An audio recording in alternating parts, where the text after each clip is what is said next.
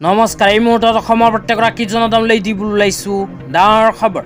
যিসকল মানুহে ভিডিঅ'টোত ক্লিক কৰিছে অনুগ্ৰহ কৰি ভিডিঅ'টো স্কিপ নকৰি প্ৰথমৰ পৰা শেষলৈ চাই থাকিব, কিয়নো এইটো ভিডিঅ'ৰ মাজত চৰকাৰী ঘৰৰ পৰা আৰম্ভ কৰি শিক্ষাৰ্থীসকলৰ স্কুটি প্ৰদান আঁচনিলৈ কেইখনমান গুৰুত্বপূৰ্ণ খবৰ আপোনালোকক প্ৰদান কৰিম। অনুগ্ৰহ কৰি ভিডিঅ'টোত ক্লিক কৰিছে যদি ভিডিঅ'টো স্কিপ নকৰি প্ৰথমৰ পৰা শেষলৈ চাই থাকিব। লগতে মোৰ চেনেলত নতুন হলে প্লিজ চেনেলটো সাবস্ক্ৰাইব কৰি মোৰ লগত থাকিব। তো বলক ভিডিঅ'টো আৰম্ভ কৰি আজি প্ৰথমটো গুৰুত্বপূৰ্ণ খবৰৰ বিষয়ে বিস্তাৰিত জানি লওক।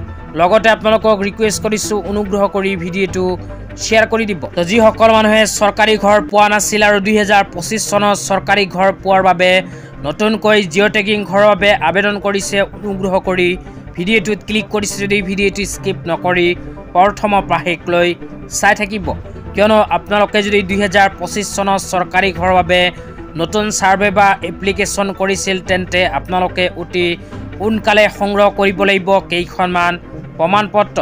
তো কি প্ৰমাণপত্ৰ সংগ্ৰহ কৰিব লাগিব আপোনালোকক বিতংভাৱে জনাই দিছোঁ, অনুগ্ৰহ কৰি ভিডিঅ'টো স্কিপ নকৰি চাই থাকিব। যিসকল মানুহে নতুনকৈ চৰকাৰী ঘৰ পোৱাৰ বাবে আবেদন কৰিছিল সেইসকল মানুহে এতিয়া কৰিব লাগিব eKYC। তো eKYC কৰাৰ সময়ত এইকেইখন প্ৰমাণপত্ৰৰ প্ৰয়োজন হ'ব। তো কি প্ৰমাণপত্ৰৰ প্ৰয়োজন হ'ব আপোনালোকক জনাই আছোঁ। অতি শীঘ্ৰে এইকেইখন প্ৰমাণপত্ৰ সংগ্ৰহ কৰক।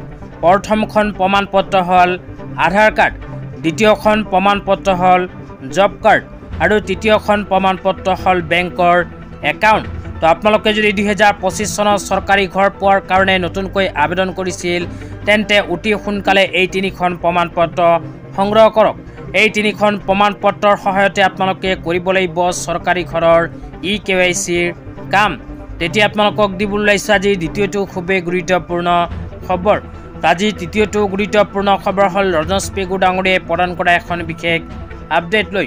তো ইয়াতে কি লিখা আছে পঢ়ি বিতংভাৱে আপোনালোকক শুনাই দিছোঁ।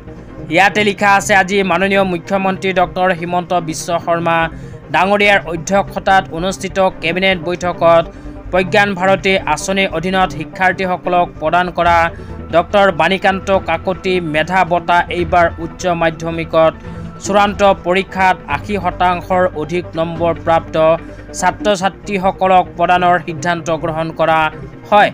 এই সিদ্ধান্ত অনুসৰি এইবাৰ 80% অধিক নম্বৰ প্ৰাপ্ত 6860 গৰাকী ছাত্ৰী আৰু 4390 গৰাকী ছাত্ৰসহ মুঠ 11250 গৰাকী শিক্ষাৰ্থীয়ে এই বঁটাৰূপে স্কুটি লাভ কৰিব। শিক্ষা বিভাগে অহা 2 মাহৰ ভিতৰত এই বঁটা শিক্ষাৰ্থীসকলক প্ৰদান কৰিব। তো ইয়াতে কোৱা অনুযায়ী যিসকল শিক্ষাৰ্থীয়ে উচ্চ মাধ্যমিক পৰীক্ষাত 80%তকৈ অধিক নম্বৰ লাভ কৰিছে সেইসকল শিক্ষাৰ্থীক এইবাৰ অসম চৰকাৰে প্ৰদান কৰিব স্কুটি। কিন্তু যিসকল ল'ৰা ছোৱালীয়ে 80%তকৈ কম নম্বৰ লাভ কৰিছে সেইসকল ল'ৰা ছোৱালীয়ে এইবাৰ স্কুটি লাভ নকৰে। আজি ইমানেই, ধন্যবাদ।